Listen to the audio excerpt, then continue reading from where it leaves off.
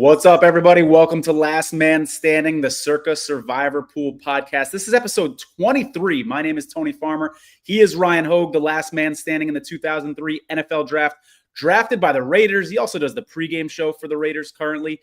But I think his favorite job, his favorite role is being a co-host on Last Man Standing. This is the episode of the week where we're going to preview every single game on the NFL slate from a Circa Survivor perspective. Then we're going to be back Saturday after Circa Survivor selection counts are announced. So we're going to do another live show, 9:30 p.m. on Saturday. Ryan, how you doing over there, buddy? Living the dream, man. I'm in Vegas, and yeah, all good here. It's beautiful. It's like record highs here. Oh, really? Oh, it's cold here in Austin. It's starting to get chilly. It's high over. What is high? What's the temperature? Well, I mean, we're like around 70, but that's warm for Vegas in December. Yeah, no kidding. No kidding. I've been in a few heated pools in Vegas this time of year, and it was necessary when I was in them. So, yeah, that's pretty warm out there. We got comments rolling in already here, Ryan.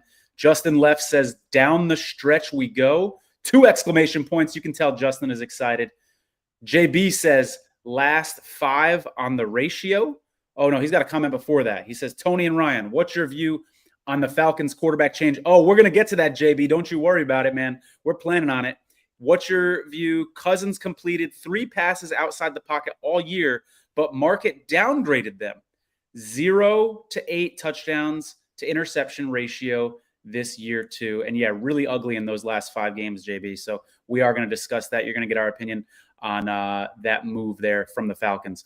Before we jump into these games though, Ryan, a couple of housekeeping items I want to cover with you. Yeah. One, if you're watching this, please go ahead and hit the like button right now, especially if you're watching on YouTube. That helps us out. That helps get the show out there. More people that like this show, the more people that comment, the more it's going to get out there into other people's algorithms. Other people will see and learn about Circa Survivor, so we're very much rooting for that. The other housekeeping item, do you remember on the last show, Ryan, when I said to you, somebody had their their entry listed on the Survivor Sweat Marketplace for about half price? It was $134,000. It was 95% of the entry. I said, and then it wasn't on the marketplace anymore. I don't know if it sold. I don't know if they pulled it off. It sold. I don't know if you saw this. 95% of the entry sold for $134,000. It was the largest sale in Survivor Sweat Marketplace history. Wow. So good deal for the seller, because who wouldn't love to get a $134,000 check? If you told every participant at the start of this that they'd be winning $134,000, they'd be happy.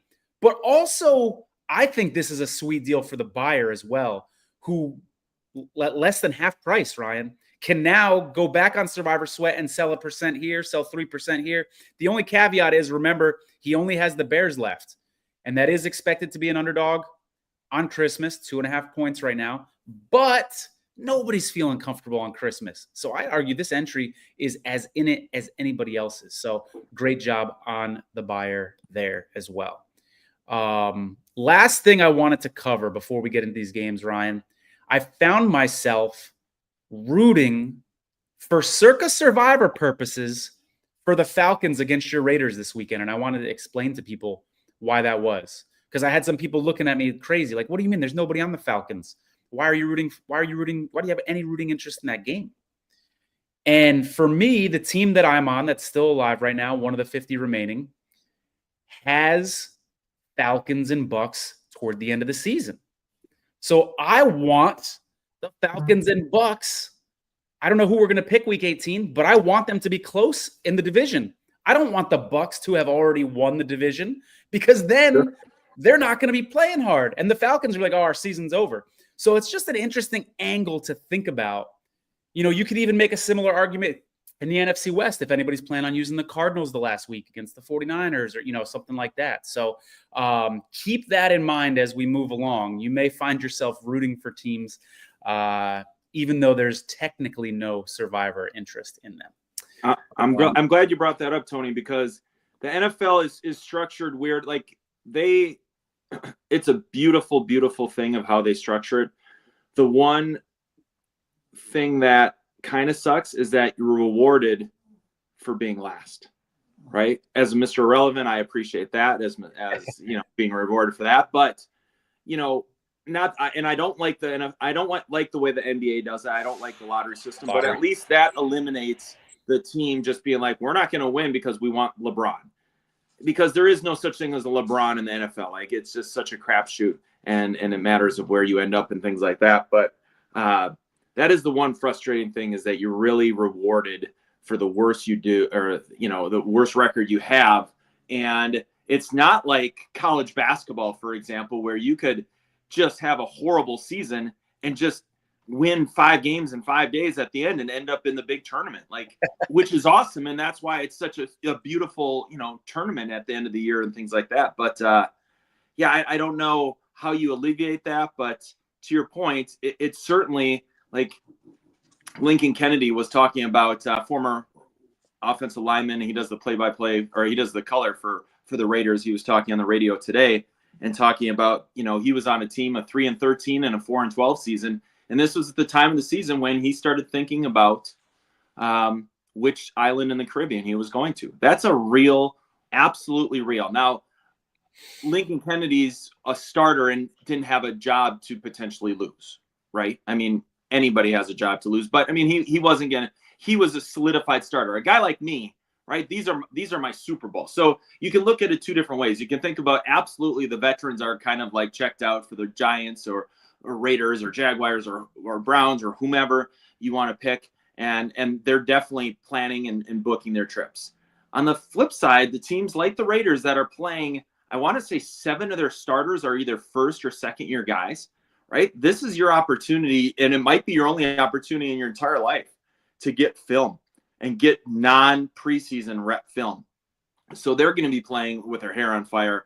And so it's a little bit of a catch-22. And as you know, Tony, we're not talking about first string college versus third string when there's a discrepancy, and Alabama's playing against Saginaw Valley State. Like, there's going to, like, doesn't matter what Saginaw does, they're not going to even beat their backups.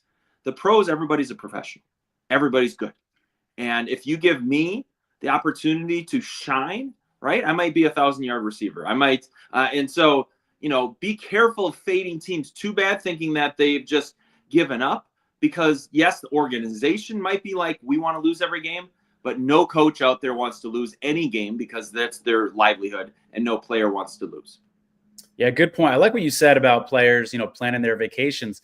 And Ryan, you can't go on that vacation on that island in the Caribbean if you're in rehab, if you're rehabilitating an injury. So I also wonder, are there going to be some guys making some business decisions? You're a wide receiver going across the middle. You get a little alligator arms week 18 because you don't want to spend your offseason rehabbing, a 6-week injury, a 2-month injury or something like that. So that's something to be aware of as well. One other thing I want to mention before we move on, I want to acknowledge the time slot. This is a very different time slot. I don't love that this is happening during the Thursday game. Luckily, it's a Thursday game that has really no Survivor implications. Nobody has Denver available. Only 4 people have the Chargers available. And we know those 4 people are saving the Chargers for the Patriots week 17. So I've got the game on my television right behind my computer here. And so if anything happens, I guess it'll be kind of live stream mode. I might mention, there's a big play or something like that. Try not to let it distract me too much. But I did want to acknowledge the not so ideal time frame. It may impact our viewers. I don't blame people if they want to watch the game and then come back and watch our show not live, but we're doing the best we can over here with this time slot. All right, moving on. Saturday, Texans at Chiefs. 7 people have the Chiefs available, Ryan. You got to figure all 7 of those are saving them for the Christmas holiday game. So I don't think anybody in their right mind would take the Chiefs or Texans in this game. Mahomes is expected to play the high ankle sprain. That guy must be the quickest healer on earth. Unbelievable that he's had full practices all week after the injury that we saw. Hollywood Brown is expected to be back for the Chiefs, more than likely. Again, don't think people are going to be taking the Chiefs, but we do have a couple viewers who aren't in Circa Survivor, but are in their own Survivor pools without Christmas implications. So would you take the Chiefs over the Texans here in this game, Ryan? Absolutely not. There's so many other better choices. Plus, I knew right after the game when there was the talk about Patrick Mahomes. Anytime there's information about somebody's injury right away, it usually is a smokescreen, right? It's when you don't hear about that injury is when you start to like really question. But the fact they're like, oh, it's a high ankle sprain. I was like, that's much ado about nothing. Just so people can talk about, oh, they should shut him down for the rest of the year. Patrick Mahomes, there is no chance you are pulling him out of this game, even if he does have a significant high ankle sprain, which he does not. Much ado about nothing. If Houston, though, wants to be a contender here, Tony, if they want to be, considered one of the big boys, they have to ball out here and win. And I don't see it happening, but I think that for Houston, they got to approach this like it's a playoff game, because the mental psyche, right? If you go into this week and get beat, I just don't see you going into the playoffs really believing that you could, win that first round and then have to probably go and play the Chiefs in that divisional matchup and win. I really believe that they are going to give their A+ effort here. I don't think it matters. I like the Chiefs, but no, I'm staying away from this Survivor. The interesting thing about these Saturday games, Ryan, you've got Chiefs, Texans, and then the game we're going to talk about in a second, Steelers, Ravens. Those are 4 of the 6 Christmas teams. So there is massive injury implications. For instance, if you have the Chiefs and you're planning on deploying them on Christmas, if that's me, I'm watching every play and hoping nobody gets hurt on every single play. And I don't want to talk about rooting for injuries because that's just awful. But with millions of dollars on the line, there will be people rooting for injuries in this game. If there's a concussion that happens, you're not clearing the concussion protocol by Thursday or by Friday. So those implications for injuries in these Saturday games are massive for Christmas. I cannot understate that enough. And there are people who are forced. There's 2 people who are forced to pick Seattle. There's 1 person who's forced to pick Chicago. And there are several people who are forced to pick, Chiefs or Ravens. So they have nowhere to go. They will need their team to come out of this week healthy. So again, even though there might not be Circa Survivor picks on these teams, there are massive low-key implications on these games. Before we go to the next game, Tony, who do you got tonight? Denver Chargers. I don't have a bet on. I've got a player prop on Cameron Dicker over 1.5 field goals. You don't like You're that? a true degen. Like, No, I hope he tweaks his groin in warm up just so you have to sweat we that don't out. look for injuries. Come on. Denver's got a really good. Denver's got the second best red zone defense in the league. So I think the Chargers are going to be able to move the ball and probably stall in the red zone. And he's a damn good kicker, playing indoors. So I like that one. But nothing on the side. Who do you like in this one? Well, the key number is 20 for Denver. Every time they've lost, they haven't scored more than 20. So if they can get to 21, I feel pretty good. Now, the thing is, Bo Nix has regressed in the last couple of weeks, hasn't looked like, your favorite player, as you've been calling him all year.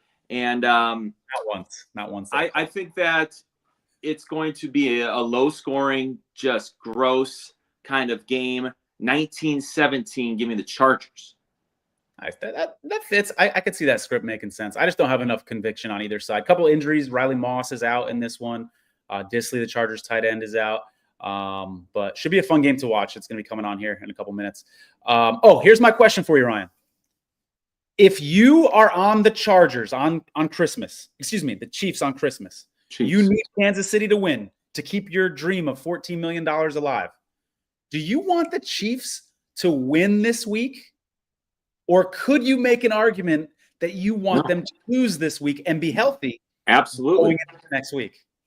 I mean, the healthy things that's always the state. But yeah, I mean, the Chiefs, especially under Andy Reid and Patrick Mahomes, like, have they ever lost 2 games in a row? I don't know if they have. So I would feel really good about if they're coming off of an AFC loss like this, to think that they're going to go back-to-back against playoff caliber teams. I am rooting for them to lose this week, knowing that they're going to come back with vengeance, knowing that Buffalo is breathing down their neck as well. Yeah, really good point there. Steelers and Ravens. Yeah, unless I have to bet this, Tony, I'm not betting it, right? They always play each other close. It was a gross game the first time they played, but they had Pickens. I'm talking about the Steelers. This time they don't have Pickens. I'm picking the Ravens. I think the Ravens learn from last year of peaking too early, similar to what Philadelphia did. And they were out of gas by the time they got to the playoffs, even though, they were so hell-bent on getting home field advantage. I think Lamar this year was just like, screw home field advantage. I want to go to the Super Bowl, and they're going to show that with a victory over Pittsburgh. Indeed. I don't disagree with anything you said there. Rashad Bateman was in a walking boot. That's big news because he could be out for Christmas. That hurts the Ravens' chances against the Texans. Ryan, I know you're not a doctor, but you do know a lot about injuries, especially from these athletes. You've suffered a couple. When you hear walking boot, I know I'm asking you to infer here, and nobody knows for sure, but is that automatically a bad sign, or could it be like this is a precautionary walking boot type situation? Yeah, so before I played, a walking boot to me would be like, oh, shoot, he's going to be out. Since I played, I mean, they put me in. That's the immediate thing they do.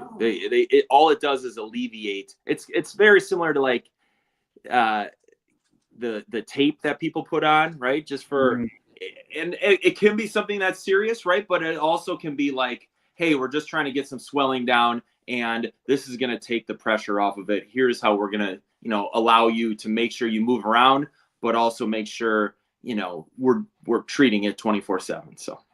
Gotcha. Okay. That is definitely good to know. So don't panic too much, Ravens fans. Bateman might be back for Christmas. We will see.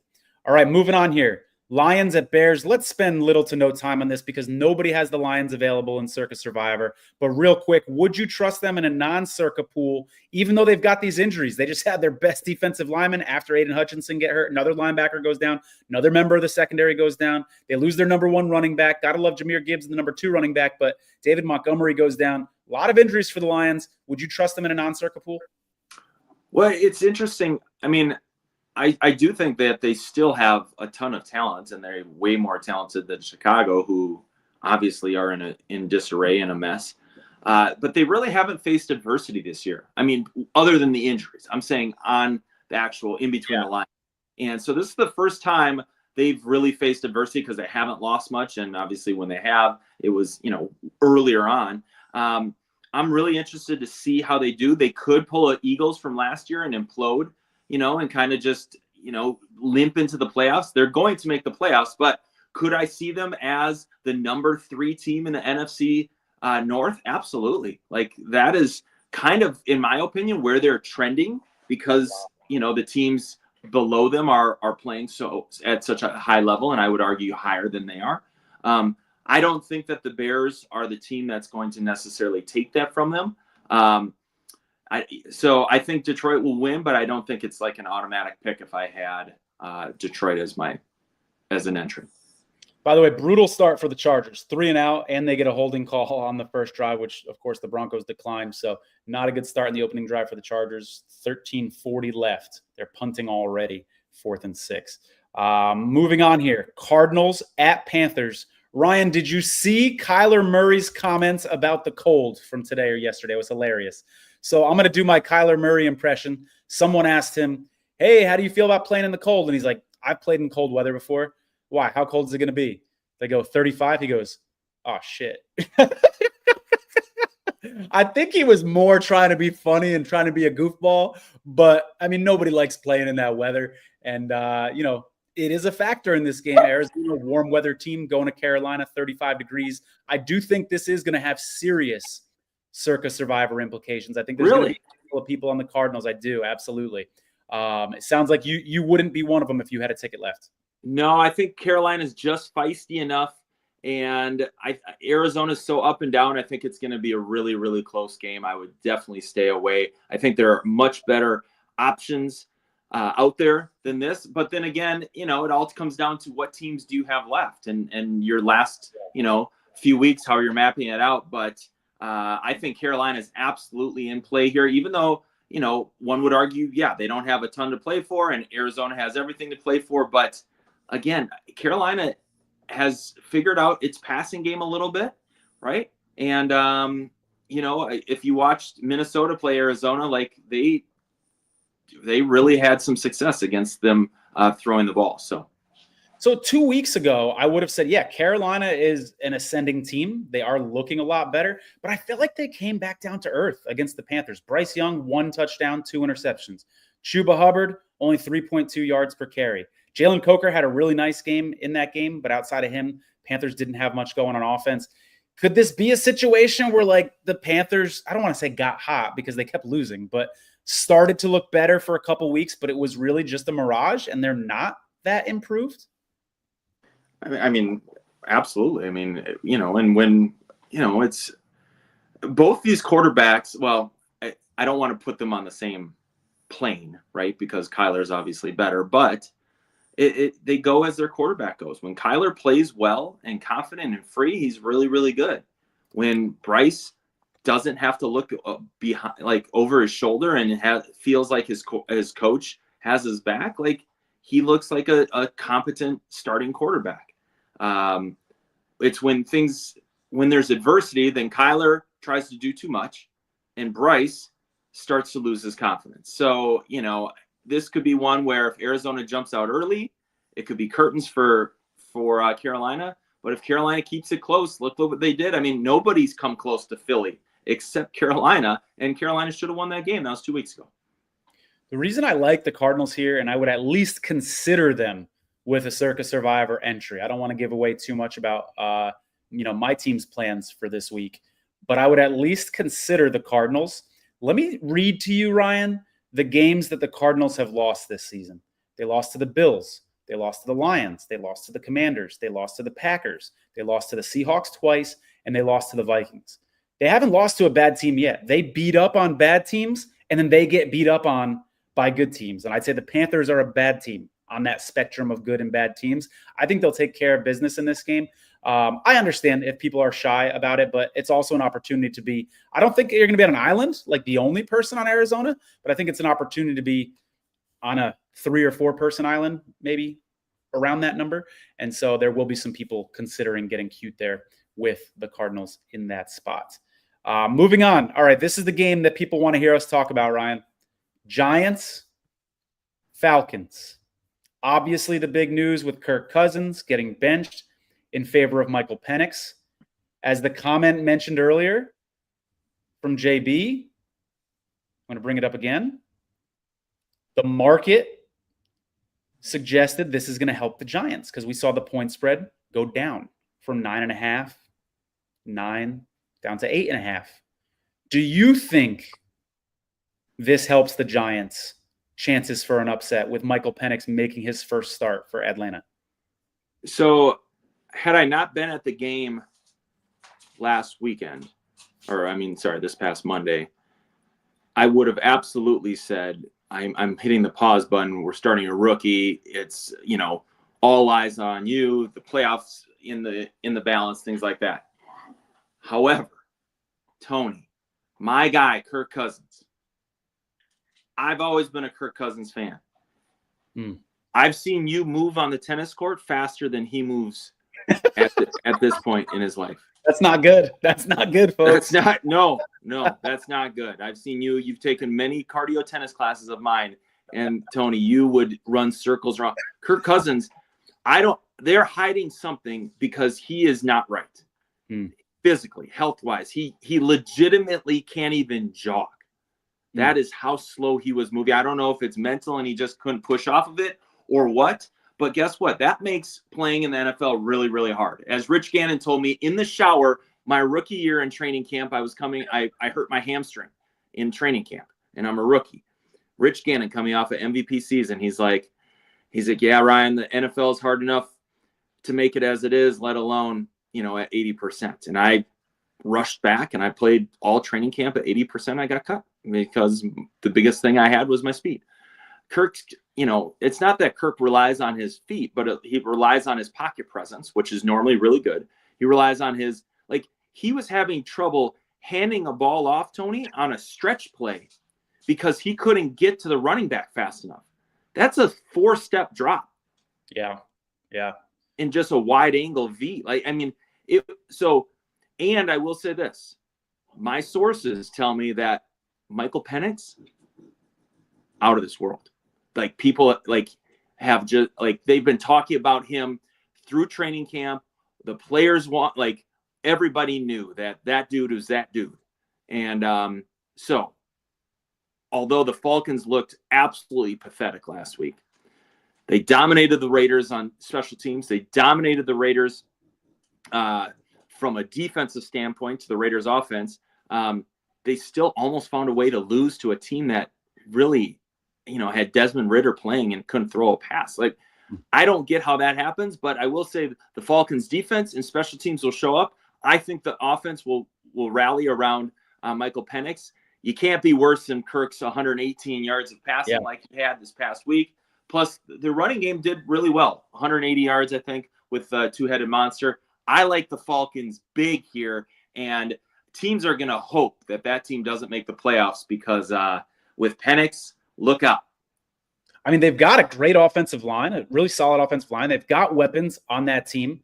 Even if Penix can be average, it's an upgrade over what Kirk Cousins has been giving them.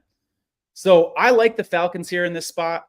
We talked at the top of the show about how, the Raiders have a lot of young players and the players might not be tanking. I think the Giants organization is tanking. I think we've got some guys that are injured and the Giants are saying, oh, don't rush back, guys. Defensive linemen who are banged up, don't rush back. It's okay. Take your time. I don't think the Giants organization wants to win these next couple games. They hope that the Raiders slip up. And the Raiders have 2 games that they could win. They've got the Saints coming up and the Jaguars coming up. So that's all the Giants need is for the Raiders to lose one game, them to lose out. They've got the number 1 overall pick. So I like the Falcons a lot in this spot. The only thing is Atlanta does have Carolina last week of the season. So do you like Atlanta here against the Giants? Do you like Atlanta against the Panthers? Do you have other options? Maybe you got other options week 18, so you're good and you don't need to worry about it. You can go ahead and burn the Falcons here. But the Falcons will be, I think, a very popular choice. And says, amen, Ryan. Please. And let me just show you. Come here. We got our number 1 fan here. We got Georgia. So, Georgia is the sweet little dog. It's my stepmom's dog. But Georgia, it's a sign that Atlanta's going to win if this dog's name is Georgia. Wait, how do we know it's a sign Atlanta's going to win and not a sign that Atlanta's going to lose? There's some people out there watching the show who inevitably don't have Atlanta, and they're going to be wanting Atlanta to go down. It could be a good luck sign for those people. Could you ever vote? Look at his face, though. Come on. Look at that. Georgia's pretty cute. I got to admit that. All right, next game up, Rams at Jets. Don't think many people have the Rams available. The Jets are a pretty soft spot here for them. I do think that there's NFC West implications for teams like the Seahawks and Cardinals, who you might be using at the end of the season here. But if you're in a non-Circa pool, or if you want to get really, really, really cute in Circa Survivor, would you trust the Rams here in New York, Ryan? No. Aaron Rodgers is out to prove everybody wrong. Obviously, he got into it with Ryan Clark, my former teammate, this week. And people are, justifiably calling him out. Now, he has played better the last few weeks, but he's been pretty abysmal, and the team obviously has this year. Here's a tasty little, you heard it here first. How about Matthew Stafford retires? Aaron Rodgers could be auditioning for the Rams next year. Ooh, goes out to LA. Wow. I don't know. It has really good receivers, right? I mean, I don't know. I feel like A-Rod, you just never know with him. I don't feel good about this. I think the Rams are a better team, of course. The Puka versus Sauce Gardner will be a really tasty matchup. But, I'm avoiding teams that just have, a big question mark. And I think the Jets right now have such a big question mark in terms of what they're doing. And, Aaron Rodgers is just going to do his own thing, and he might just be on a mission to say F you to the whole league and then retire, or F you to the whole league and re-sign and win a Super Bowl next year with the Jets. How's that Super Bowl preseason bet you have for the Jets, Tony, doing? Not good. Thanks for reminding me of that, Ryan. You're the best. Well, I had it last year, so I picked the Jets to win the Super Bowl last year. So we strengthen numbers, buddy. We're in it together. We got another comment rolling here. This is from Alexander Chin, who is still alive in Circa Survivor. He says Falcons, Penix is much better at this point than Cousins. Yeah, Penix is an upgrade over Cousins, no doubt about it. Alexander, we know you're still alive in Circa. Let us know what you're thinking. If you don't want to give away your strategy completely, we understand that. But let us know which way you're leaning, who you're trying to decide between. Maybe you do feel comfortable sharing. We'd love to hear from you and how you're feeling this week. And anybody else who's still alive in Circa Survivor, check in with us, drop a comment, let us know you're here. Also, please do smash that like button. I think Bob Renfro's here too, but Alexander, sorry we didn't connect at get you at Circa. I know you were at Fountain Blue watching, but would love to get you after Christmas if you're assuming you're still in, and get some live footage of you. So, are you going to be in Vegas for a couple weeks now, Ryan, or you got trips planned or what? I got to go back to Minnesota next week, and then it's kind of a crapshoot. Gotcha. Okay, cool. By the way, Broncos are up 7-0 with 7 minutes left in the first quarter. I didn't see how the Broncos got their touchdown, but FYI on that. All right, moving on here. Eagles, Commanders. Man, I really like the Eagles in this game. I've seen so many sharp people who I respect taking the Commanders with the points in this game. I like the Eagles side. Wouldn't trust it in Survivor just because I think the Commanders can be feisty. Division matchup. Do you think, let's start here, Ryan. Do you think the Commanders are descending? There's all this talk about Cliff Kingsbury typically chokes at the end of the year. They haven't looked as good. Their offensive line especially hasn't looked as good lately as it did at the beginning of the season. Do you think the Commanders are starting to run out of gas here? Audric Estime or whatever his name is scored, by the way.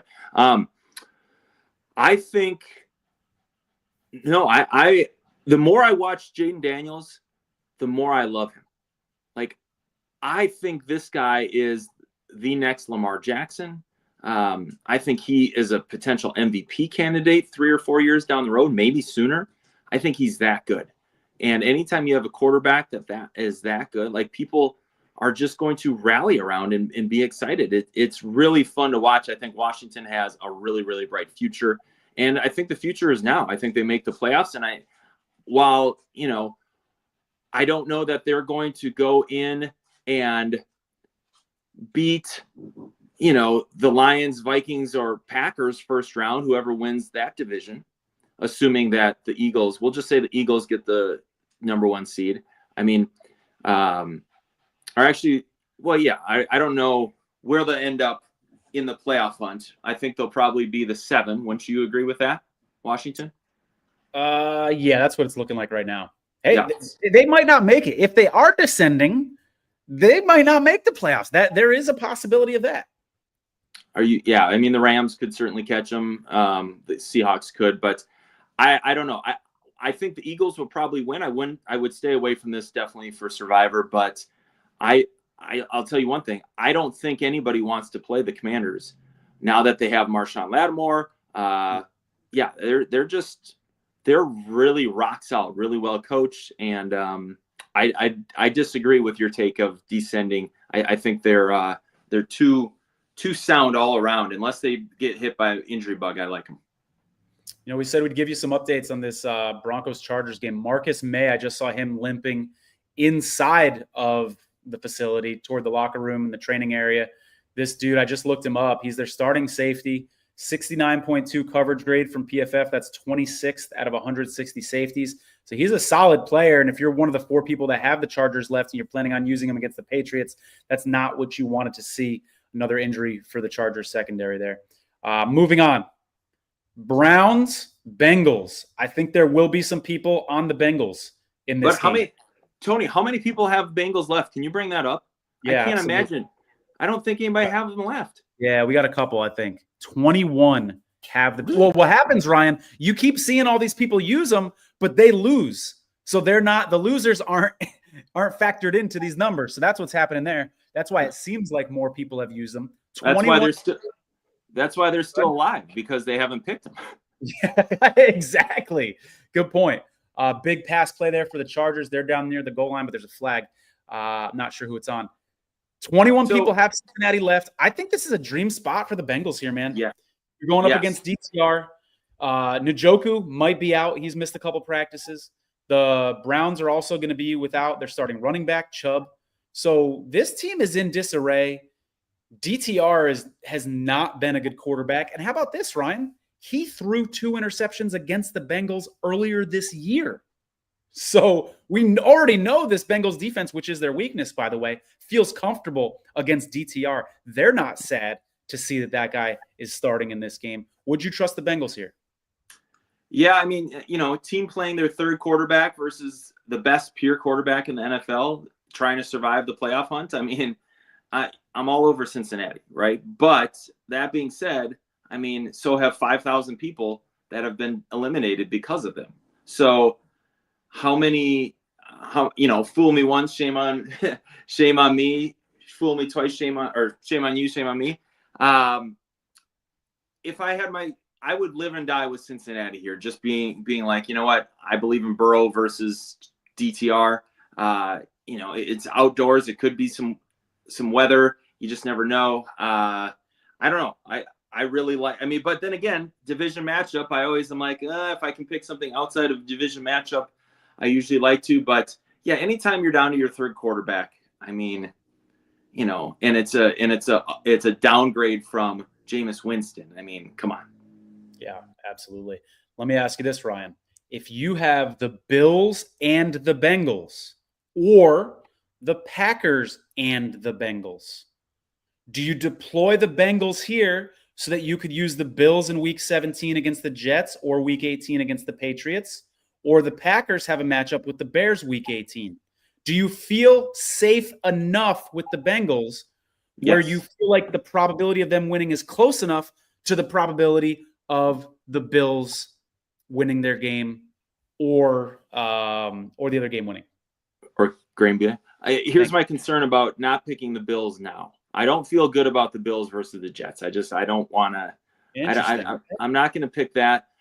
And the thing I'm concerned about Week 18 is that what if the Bills are locked into the number 2 spot? They're going to use it as a bye, as they should. And then, every single Ryan Hogue of the world is going to play, and you're going to have to, slip me some money via Twitter DM to be like, hey, we need this win. I know you're the third string receiver, but you got to get it done. So, I always caution, like, Week 18 is not for the faint of heart, for sure, because you throw everything out the wall. I am shocked that more teams don't utilize that as a bye, and I just don't understand it. I am so against coaches that are just like, nope, we know that we're, even though we're locked into the 2 seed or locked into the 4 or locked into the 5, we're going to play it like that's so dumb. Use it as a week off and take off. There's no such thing as a mental edge. You are 4 months into like killing yourselves. Give yourself a week off. That's why the 1 seed is such an advantage. Yeah, I would absolutely agree with you on that point. So 16 people have the Bills left. Sounds like you'd absolutely take the Bills this week. I think that's a damn good argument for taking the Bills this week, but I bet all 16 don't. I bet 12, 13 do.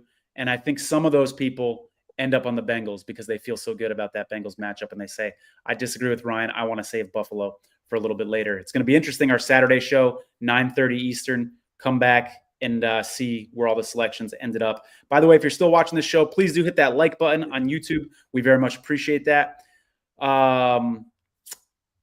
Indeed there, Bob. Bob has a question as well. Are the Commanders capable of a playoff upset, Ryan? Think so? Yeah, absolutely. The problem is I would feel the best if they were playing Detroit, actually, of any of the NFC North teams. I think that's interesting. Any running quarterback is going to give Detroit in particular fits. And whereas, Brian Flores, I feel like he would be kind of set up for success, especially in the loud. I don't know. I just, that's a harder sell to me for the Washington to beat the Vikings. And then Green Bay, you're facing, sub-zero temperatures potentially in January. And who knows, Jane Daniels has played at Arizona State and LSU. So I don't know if he's ever played in that cold. So I like him actually to upset Detroit. I think that would be their best bet. But they're going to have a hell of assuming they're the 7th seed, they're going to have a really hard NFC North or Philadelphia Eagles. I mean, any of those 4 teams, I would argue, are probably the best 4 teams in, well, probably 4 of the top 6 teams in the whole entire NFL. So it's going to take some magic. But, do I think they're better than some of the teams? Like, I think they would win the NFC West going away, and I think they'd win the NFC South. So to answer your question, Bob, I think they're better than both of those, or all 4 of those front-running teams. So I think the Commanders of 5 weeks ago are better. I do still think that they may be descending. Time will tell. In the next couple of weeks, we'll see how they play this week. It'll be fascinating. The other point that I wanted to make, actually, that escaped me. We'll move on. Dicker did not kick a field goal. There you go. Plenty of time left, Ryan. Plenty of time. Moving on here. Titans at Colts. Colts? Let me tell you, Ryan, I think the Colts are an underrated team. I really do. I know you don't love Anthony Richardson. That defense is solid, man. That defense is better than people think. They should have won that game. If Jonathan Taylor doesn't drop that ball going over the goal line, they win that game last week. They lost by 20. Ryan. Yeah, I understand. So I back to 7 points, and then that pick six wouldn't have happened if they were up. I watched it at Circa. I understand it was a comedy of errors on the Colts side. However, with that being said, they also intercepted Bo Nix 3 times and still lost by 20. They are. Hold up. The fact that they intercepted Bo Nix 3 times, let's give him some credit. This is a guy who doesn't turn the ball over. That's been Bo Nix's strength this year, is he doesn't make mistakes. Let's give that Colts defense some credit. He's had 6 turnovers in the last 2 weeks. Yeah. A couple of them were against the Colts. 3 of them were against the Colts. That's my point. Anyways, so we differ on how good the Colts are. Would you trust either of these teams on a Circa Survivor entry? Colts, Titans? I didn't think so. No. Nothing to say. Yeah, we don't have to spend much time on that. Tony, all I have in my notes, I have gross. That's what I have. Yeah. Colts also have a matchup with the Giants that you probably prefer to save them week 17 against the Giants as well. I think Bob appreciates our commentary on the Commanders there, answering his Commanders question. Hey. Vikings at Seahawks here, Ryan. I think the biggest Circa implications here are how healthy is this Seahawks team after this game. Geno Smith scared all the Seattle owners with his knee injury, didn't go back in the game last week, practices in full, admits during the press conference, hey, I'm not 100%, but nobody's 100% this time of year is basically what he said. There is going to be a lot of rain in this game, 90+% chance of rain. So Seattle folks, when I say Seattle folks, I mean people who have Seattle and are planning on using them on Christmas will be holding their breath during this game, hoping that Seattle gets out of this game healthy. Going to be interesting to see if Kenneth Walker, Zach Charbonnet, both of the Seahawks running backs, are healthy for this game and next week. Would you trust the Vikings or Seahawks in this spot if you had to? I trust Minnesota if you want to be ballsy. But again, I don't know what the point of being ballsy at this point in the season is. Sam Howell did not look like a starting NFL quarterback last week. Mm-hmm. Would you agree? I mean, he looked bad. He looked bad. I always give backups a little bit of slack in those situations because he didn't get the practice reps all week and he was just thrown in there. And I know that's a backup quarterback's job and they're supposed to be ready. Theoretically, I feel like if he had a week of practice, he could have looked better. But I do acknowledge he looked really bad last week. But it's not going to be him. He's not starting. Right. So, but to your point, you're hoping that that's not what they're rolling out against Caleb Williams on Christmas Day. So, exactly. Yeah, I mean, Minnesota, Kevin O'Connell is an unbelievable coach and vastly underrated. He's the guy that if I'm on the field, and I go up to him, he will absolutely take the time, even though he's got 10,000 things, 100 people to talk to, and he'll take the time to talk to me and shoot the shit. He's just a good dude. And players want to play for people like that. If you watch his post-game in the locker room, similar to Dan Campbell, people just galvanize around that. They love that energy. They want to go to battle for him. And it's fun to see that Minnesota absolutely struck gold with this hiring, especially after having Mike Zimmer, who was just the Grinch. Yeah, quite a contrast in those two guys for sure. Yeah, tough one. I don't think anybody's going to be on them in Circa Survivor. I'd be shocked if anybody took either of those teams. Like I said, the big implications are how healthy is Seattle going to be coming out of that game. Ryan, I want to talk about Survivor Sweat real quick. There's not many entries available in the marketplace right now. As the field has been dwindled down to 50, here are the ones that are available, though. You can get 5% of an entry in the marketplace for 10 grand, 12% of an entry for $23,000, excuse me.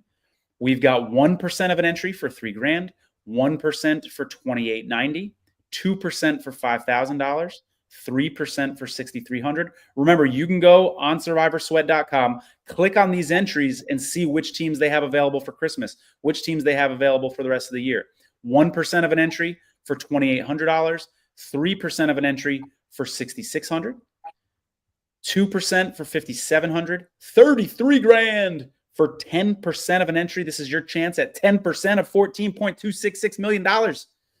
And then 28 grand for 10% or 4% for 10 grand. And as I always say, whenever we bring up Survivor Sweat, we're a big fan of theirs. They do a whole lot more other than the marketplace. They've got strategy articles on their website. And they also just came out with a college football playoff survivor pool. So check them out on Twitter if you want some more information about that. It's that due by 5 p.m.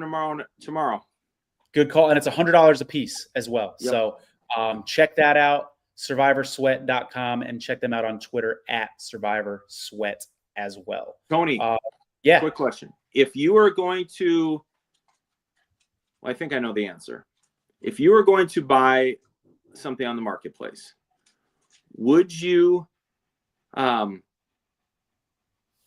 to know who they're going to pick, or would you base it off of who they're planning on picking on Christmas, assuming you don't have pick control? Would you base it off of who they're planning on picking? And if so, how can you contact that person to find that out prior to shelling over $60,000? Yeah, that's a good call. So you don't really get to talk to the person before you make the purchase. When I made my sale, I was on Twitter and I mentioned like something about my entry being for sale. And the guy reached out. He's like, I think I just bought your entry. And so we were connected in that way and we kept in touch. But if you reached out to the Survivor Sweat folks, they have great customer service over there. And you said, hey, could you reach out to that person? I'd like to connect with them. I mean, no guarantee that seller is going to want to talk to you, but if they're trying to sell their entry, you'd think that they'd be willing to have a conversation, and they might be able to facilitate that. I don't work for Survivor Sweat, so I don't want to make any promises for them, but just based off of their awesome freaking customer service that I've had with them as proxies and through other things, I think they would at least help you have that conversation. So that would be kind of the way to go about it. But good point from you that like you want to see what that path is. You want to see that they've got maybe a couple options on Christmas. That helps in case there's an injury. So definitely go over to survivorsweat.com. We love them over here at Last Man Standing. All right, a couple more games to talk about here, Ryan. We've got the Bills hosting the Patriots. Again, the Bills finish with the Jets and Pats. You like the idea of burning up the Bills now. At this point, I think it's going to be fascinating on Saturday to see how many people take your advice and do use the Bills. Christian Barmore for the Patriots is going to be out in this game. He's had a reoccurrence of some symptoms apparently related to the blood clot issue that he had earlier this season. So that's super sad. Big force. I mean, obviously, non-football wise, our hearts go out to him. But in terms of on the field, that's a big force that the Patriots are going to be missing on that defense. You like the Bills a lot here, Ryan? Question number one. And question number two, if you had the Bills and Packers, and I'm not sure anybody does, who would you choose out of those two? Oof. I feel better about the Bills. I think the Bills are on a they want to keep pace with Kansas City, especially they'll see what Kansas City does. Whether Kansas City wins or loses, that's going to give, I don't think there'll be any extra motivation, but if Kansas City loses, right now you're like, okay, we can tie them. And if Kansas City wins, you kind of have to keep pace. So I love the fact that, the one caveat to this is if it's going to be bad weather, and you would know better than I because that's something I didn't check this week, if it's going to be snowy or anything in Buffalo. But to me, Buffalo's a no-brainer. The one thing about New England I would say is that they are probably playing, or at least Gerard Mayo is playing for his coaching career, because there's talk of Mike Vrabel becoming the Patriots head coach and Josh McDaniels becoming the offensive coordinator there, which is an interesting little, thing. I'm sure Robert Kraft would love that to happen. So we'll see. But I find it hard to believe Buffalo, especially going into Detroit like they did last week. I find it hard to believe them losing to New England outright. To answer your weather question, no real weather implications. It's going to be 11 degrees, so it's going to be cold as hell, but we're talking about 2-mile-per-hour winds, not a cloud in the sky. So no weather concerns. And when you're comparing it to the Saints-Packers Monday night game that we're going to talk about later, that's 31 degrees, 21% chance of precipitation. At that temperature, we might be talking about sleet or freezing rain or snow. Not quite sure. So FYI on that. Alexander Chin, who remember is still alive. He's one of the lucky 50 people left in Circa Survivor. He says, I have 3 options for Christmas, waiting to see how these teams look this weekend. So Alexander's not made his mind up. Don't tease us like that. What do you mean you got 3 teams left? Who are they? Let us know who the 3 teams are. Would love to hear those details for sure. Moving on here. Jags, Raiders. This is the opposite of the Super Bowl. This is the toilet bowl, these 2 teams right here, Ryan. Yeah, cover your eyes is right. You certainly would have a great opportunity of being on an island. No, don't stop. Don't do it. Stop. No. I'm just saying. No, don't do it. Don't you dare ever say that again. Go on island by picking who? Which one, man? Which one do you like there? No, I think it's going to be a 0-0 tie. Who would you take if you had a gun to your head and had to choose? 0-0 tie. I think that's more likely than either team winning. Oh, no, by the way, Broncos go up 14-7, by the way. Go ahead. Here's the deal. Aiden O'Connell is going to be back for the Raiders, which is good news because Desmond Ridder had trouble throwing the ball down the field. And when I say had trouble, like every single pass was to Amir Abdullah. And they forgot to throw it to their tight ends last week, which is our only advantage any game. Jaguars played the Jets tough, right? I mean, and Jaguars have actually lost. If you go back and look at their schedule, like the losses they've had, 3 points, 4 points, 3 points, 5 points, 3 points, 2 points. Like they've talking lost a into Jacksonville here. This will be a good idea. But the Raiders, in true Raider fashion, will do something dumb and win and lose a chance of getting a good quarterback and then be stuck and draft like a D lineman or something that'll end up being a bust. That's what the Raiders do every year. But no, I mean, the fact that the Raiders are 1.5 point favorites, I don't know. Like they legitimately haven't, since the bye week when they fired their coaches, their offensive coordinator, their quarterback coach, they haven't scored 20 points since the bye week. That's 6 games in a row. Yeah. They've lost 10 straight. Like, how can you feel good about betting on them? They just lost Sincere McCormick too. He was like their one running back who was actually looking really good, was averaging over 5 yards a carry, and then he goes down. So bottom of the barrel on the running back from there. One of their starting DBs got performance enhancing. I didn't necessarily see it showing up, but he was doing something illegal.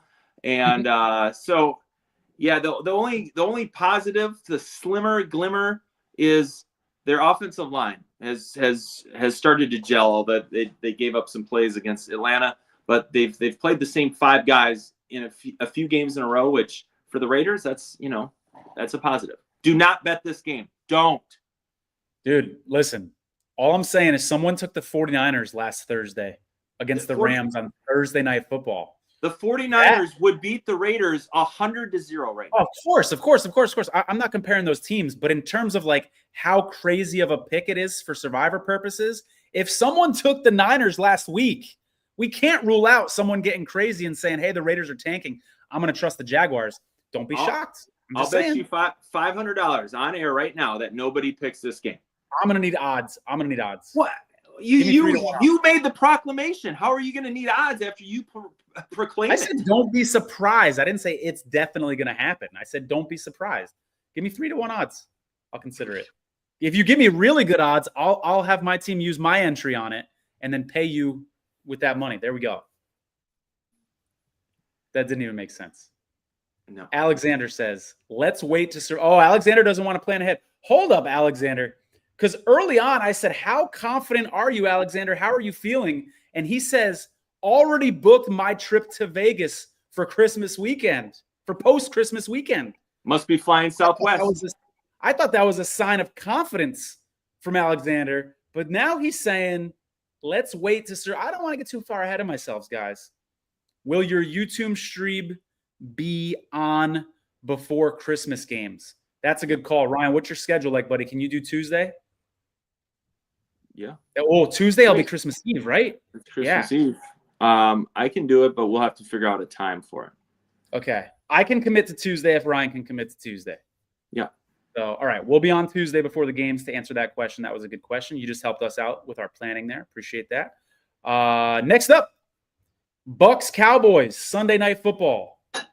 Bucks have Mike Evans, by the way, who's got all sorts of incentives in his contract that he can hit to make extra couple $1 million at the end of the year. You know, that guy's going to be fired up. Cowboys are really banged up on defense, big time. Would you trust the Bucks here in this Monday night spot? I will say this. Tampa Bay seems to be trending upwards. I don't know how they do it, but they figure out ways to win. They don't make it easy on themselves a lot, but they find ways to win, whereas Dallas seems to be trending the opposite way. I don't feel good about this for a survivor pick. I think I would have knots in my stomach, especially being Sunday Night Football. But I do believe the Buccaneers will win. And Tampa Bay has Carolina, week 17. And then week 18, they've got a nice soft spot too. I'm forgetting off the top of my head who it is that they play. So good future value for the Bucks with the season coming to an end. I don't think anybody's going to be on them against the Cowboys, and I don't think anybody's going to trust the Cowboys either on Monday night. 49ers, Dolphins. Think anybody's going to try to get cute here in this game? No. Don't. It's another toss-up game. No reason to trust either team. I mean, literally, these are probably the two most polarizing teams of the year, like that, and probably the two most disappointing, or at least two of the most disappointing teams all season. Sure. You know, which Tua is going to show up, which Brock Purdy is going to show up. I don't know. If you gun to head, I would literally flip a coin and just be like, wherever it lands, I'm good. Yeah, I took the 49ers plus 2.5 when there were 2.5 points earlier this week. I think Shanahan will play good against his protege, Mike McDaniel. But yeah, survivor-wise, absolutely not. I want Isaac Guerendo's out, so they're on to their 5th running back of the year. 4th or 5th, yeah, ridiculous. And no Trent Williams. Yeah, for sure. Packers Saints. This is going to be a very, very popular pick for Circa Survivor. I think the question is the people who have Packers. Let me pull up the numbers. Actually, how many it is. The question is how many of them take them. Does everybody who have the Packers available 25? How many of those 25 take the Packers when you know the Packers play the Bears at the end of the season? We don't know that game's going to mean something, but it could.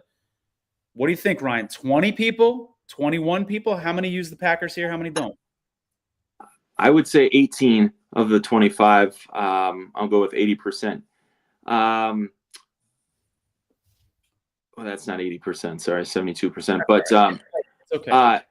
88% win probability seems a little high to me in terms of it's actually higher than that right now, dude. The spread has gone up since this was made, and it's over 90% now. The spread went up when Kamara was ruled out and when Jair Alexander came back to practice for the Packers. Those two moves kind of happened simultaneously and bumped the spread up. Last time I saw it was like 14.5. So in Green Bay, it's going to be cold. You got an indoor team coming to Green Bay without their starting quarterback, without their starting running back.